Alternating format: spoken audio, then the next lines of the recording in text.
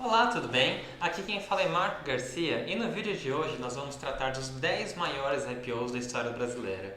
O que é um IPO? Então, a gente esclarece primeiro que o IPO é aquela oferta inicial de ações que simboliza a transformação de uma sociedade fechada, seja ela na forma de sociedade limitada, seja ela na forma de sociedade anônima, para uma sociedade anônima aberta, cujos valores, cujas ações vão passar a ser negociadas em bolsa. O IPO é esse processo simbólico também que mostra que uma sociedade amadureceu. Então, para que serve o IPO e para que ele é útil? No primeiro lugar, o IPO ele consegue captar muito dinheiro de uma vez só e de forma confiável. Então, ele aumenta muito o capital da empresa, que se ele entrar no caixa, faz com que a empresa consiga desenvolver suas atividades de forma muito mais azeitada, ou seja, com muito mais dinheiro em caixa. Além disso, o IPO permite o exit dos investidores iniciais. E aí nisso eu preciso explicar uma coisa muito rapidamente. Existe no IPO a oferta primária e a oferta secundária. A oferta primária, resumindo muito como funciona, nela o dinheiro vai para o caixa da empresa. Na oferta secundária, o dinheiro vai para os acionistas que estão vendendo as ações. Você falaria, por que eu vou colocar o dinheiro na mão dos acionistas e não direto na mão da empresa? A resposta é simples. Em alguns casos, o principal acionista da empresa, como a gente vai ver a BB Seguridade aqui nessa lista, ele é o próprio Banco do Brasil. Então, no caso, lá não faria tanta diferença, né, colocar o dinheiro na mão do Banco do Brasil. É claro que é mais interessante a princípio, mas isso não é uma dica de investimento também, a colocar o dinheiro direto no caixa da empresa para que ela possa investir. E o exit dos investidores acontece justamente porque parte do dinheiro, do quanto eles tinham na sociedade acaba sendo vendido nessa rodada, né? Então, o investidor inicial ou o fundador, ele ganha tanto com a hipervalorização da sociedade que costuma acontecer junto com o IPO, quanto com as ações que ele vende a esse preço mais robusto, mais abastado.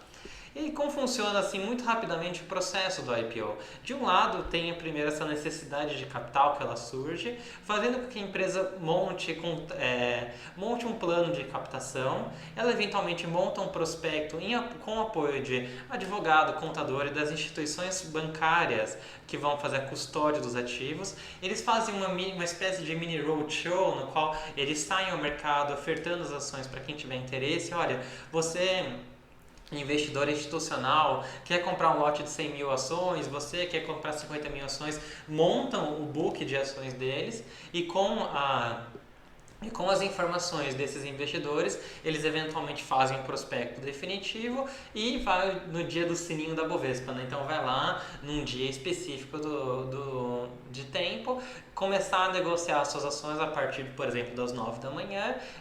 É o dia em que você pode, no balcão, né, no mercado da Bovespa, comprar as ações. Antes você só pode comprar se você estiver inserido nesse processo de book building. Depois você pode ir lá no aplicativo da sua corretora e comprar as ações que você tem interesse. Bom, esse negócio de IPO é muito interessante, porque ele é muito representativo da situação econômica de um país. Por que eu quero dizer com isso? No Brasil, em 2022, não tivemos nenhum IPO. Isso é bastante frustrante para alguém que gostaria de ver o mercado aquecer e crescer, mas não necessariamente significa toda uma ruína. No ano de 2021, nós tivemos diversos IPOs, entre eles a Melius, a Dots, a GetNet, e esses IPOs, infelizmente, resultaram num valor bom de oferta, mas uma queda muito grande do valor das ações, né? Então, esse caso mais moderno com essas empresas fez o mercado refletir um pouco, e das 20 e poucas empresas que tinham interesse em fazer um IPO em 22, só as que aparecem nesse slide continuam na fila. Então, é de se esperar que 2022 seja um ano bem pouco movimentado em relação a IPOs na Bovespa, o que, pelo menos no meu ponto de vista, é um pouco lamentável, mas querendo ou não, reflete a nossa situação econômica financeira atual. E ainda, o cenário pode estar até um pouquinho pior. Recentemente, o Santander anunciou a intenção de recomprar as ações da GetNet, fechando o capital. Essa recompra seria feita com um prêmio e os investidores receberiam mais do que vem sendo cotada a ação. Por que isso é sintomático? Vê-se que... Sintomático talvez não necessariamente ruim, mas sintomático. em relação à falta de IPOs.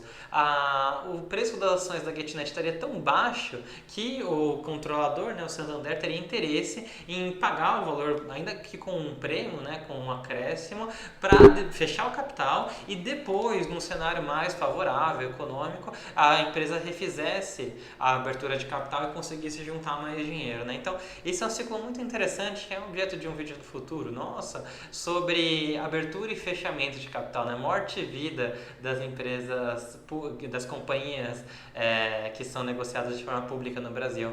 Mas, enfim, a gente tem um cenário um pouquinho negativo em relação a IPOs no Brasil. Mas nem só de negatividade vive o homem, e por isso a gente monta essa lista para explicar para você quais foram os maiores IPOs da história do Brasil.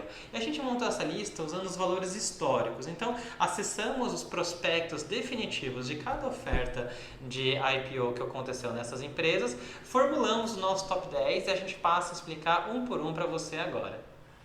Em 10º lugar, nós temos Caixa Seguridade, que é uma empresa destinada à seguridade e previdência privada feita pela Caixa. O ano do prospecto foi 2021, ou seja, foi junto com essa leva dos médios que eu acabei de mencionar. O valor da oferta foram míseros R$ 4.351.500 reais.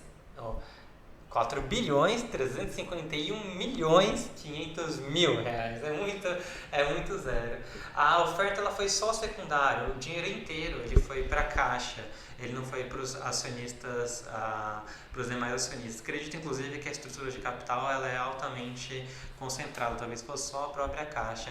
O valor por ação foi R$ 9,67 num lote de 450 milhões de ações. No número 10 temos a CSN Mineração, uma empresa que atua justamente na atividade mineradora, nossa conhecida Companhia Siderúrgica Nacional. O prospecto e o IPO foram só agora em 2021, nessa leva de IPOs recentes pré-mercado atual, pré-bear market que a gente está vivendo. A oferta total foi de R$ 4.538.479.978,50.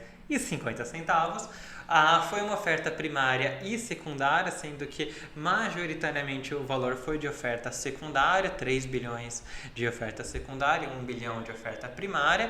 O valor por ação foi 8,50, num total de 533.938.821 ações. No 8º lugar da nossa lista nós temos a BMF, que se fundiria eventualmente com a Bovespa e montaria, né, a nossa B3 atual, que trabalhava justamente com atividades financeiras. O IPO da BMF foi em 2007, numa oferta de 5.203.214.720 reais. Foi uma oferta exclusivamente secundária, com um valor de ação de R$ 20 e um número total de 260.160.736 ações. Em 7º lugar, a irmã da BMF, a Bovespa, cujo IPO foi no mesmo ano de 2007, numa oferta de valores similares também, de 5.761 de reais de oferta, exclusivamente secundária, ou seja, só para os sócios da Bovespa, num valor por ação de R$ 23, diferenciando do valor da BMF que tinha sido 20, num lote um pouquinho inferior de ações de 250.492.283 ações. Em 6º lugar, nós temos a finada, falecida OGX, empresa do grupo X, do Ike Batista, irmã da MMX, que era destinado, ou pretendia se destinar à atividade petrolífera, à extração das reservas de petróleo, inclusive das reservas do pré-sal brasileiro.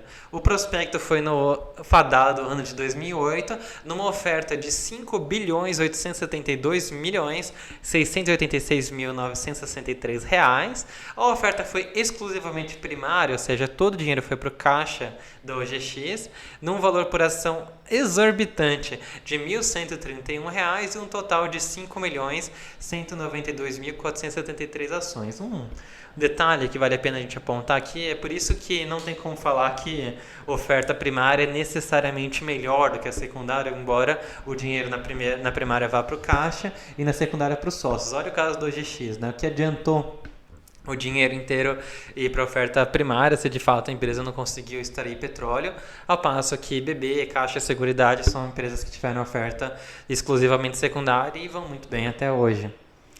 Em quinto lugar, nós temos a Raízen, uma empresa que é a joint venture entre a Cosan e a Shell. A Cosan sendo uma empresa do ramo de energia e a Shell, a americana distribuidora de combustíveis, fazendo com que a Raízen seja uma empresa híbrida entre energia e combustíveis. O ano do prospecto foi também 2021, numa oferta total estimada em 7 bilhões e 300 milhões de reais, e sendo ela somente primária, num valor total de ação de R$ 7,40, num lote de 810.811.000 ações. Em quarto lugar, nós temos a VisaNet, que eventualmente se tornaria a Cielo, que atua com o mercado de intermediação de pagamentos financeiros aqui no Brasil. O ano de IPO foi 2009, numa oferta exclusivamente secundária de 7.322.441.685 reais, o valor por ação de R$15, um número total de ações de 488.162.779. Em terceiro lugar, a empresa que eu já mencionei anteriormente, a BB Seguridade, ela fez uma oferta exclusivamente secundária no ano de 2013, no valor total de 10 bilhões e 200 milhões de reais, num total de 600 milhões de ação, precificadas a R$17 por ação. Então, como mencionei, sendo uma oferta exclusivamente secundária, o dinheiro foi praticamente todo para o Banco do Brasil, e o Banco do Brasil tomou a destinação que melhor lhe aprovia, nesse caso, que melhor apreciava. Em segundo lugar, curiosamente, temos a Redditor. É um IPO recente que foi feito no ano de 2020, no valor total de 10 bilhões 125 milhões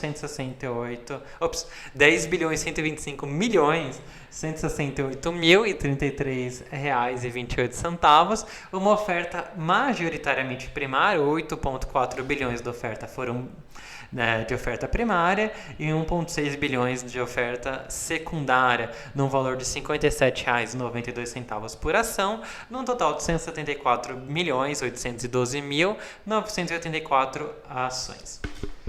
Em primeiro lugar, temos o Santander, que é um banco que naturalmente você conhece, um dos bancões brasileiros. O IPO é antigo, mas ainda assim não foi superado o valor do IPO. O IPO foi feito em 2009 com uma oferta de 12 bilhões 337 milhões e 500 mil reais. A oferta foi exclusivamente primária, ou seja, para o caixa do banco. O valor da ação foi R$ 23,50, num lote de 525 milhões de ações. As ações foram unis, então elas eram representativas de um conjunto de ações ordinárias e preferenciais em conjunto. Isso nos leva à lista final. Então aqui é o nosso top 5 de ações. Santander em primeiro, Redditor em segundo, Banco do Brasil Seguridade, BB Seguridade em terceiro, a Cielo, a atual Cielo em quarto e a Raízen em quinto. Vejam que os valores vão de 13 bilhões até 6,9 bilhões. É uma queda bastante acentuada, mostra que o IPO do Santander foi realmente fora da curva e o BB Seguridade e Redditor também estão bem acima das demais. Será que a gente vai ver muitas mudanças nessa lista nos próximos anos? Eu esperaria que sim, que muitas mudanças acontecessem. É uma espécie de inverno dos IPOs brasileiros, um mercado bearish bastante forte, mas eu esperaria que no futuro próximo a gente consiga superar essas marcas anteriores e fazer IPOs maiores e maiores na história do Brasil.